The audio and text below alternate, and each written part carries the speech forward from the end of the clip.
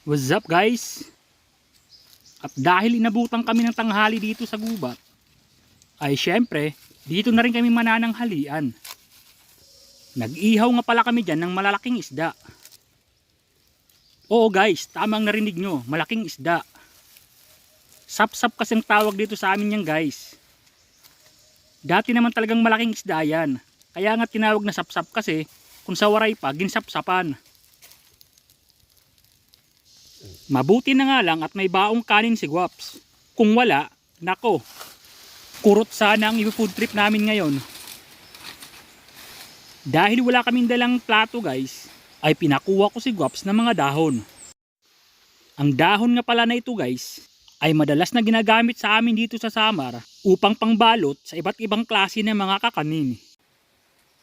Ang tawag nga pala sa dahon na yan guys dito sa Samar ay hagik-hik. Sa inyo guys, anong tawag sa inyo niyan guys?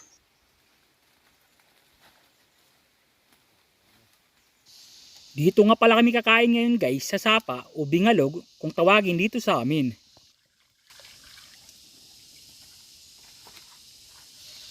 Napakasarap talaga kumain sa mga ganitong lugar guys. Parang outing kumbaga. Diba? Pag naliligo kayo sa dagat o sa ilog, feel na feel talaga natin ang sarap ng pagkain, diba? Puri sa blugla.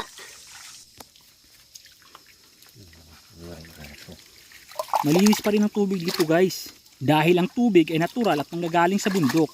At wala rin kasing mga taong nakatira dito. Ayan guys. Dito kami mag-food trip ngayon. Dito sa Sapa guys. Puri sa vlog lang. Ayan, meron kaming kanin. May tuyo.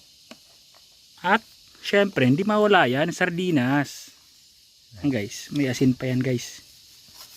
Puro maalat guys ah. Sa usawan, maalat. Tuyo. Ayan guys oh. First bite. Thank you Lord. Paborito ng Pilipino.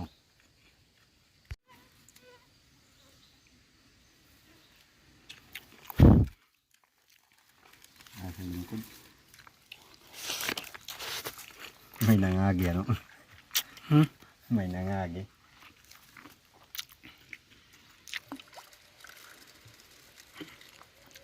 Ayan guys. Ito nga pala yung baso ni Bathala guys. Kung sakaling kumalat ang video ito guys, paki-comment nga sa baba kung taga saan kayo para malaman ko kung saang lupalop na lugar nakarating ang video ito. Maraming salamat po.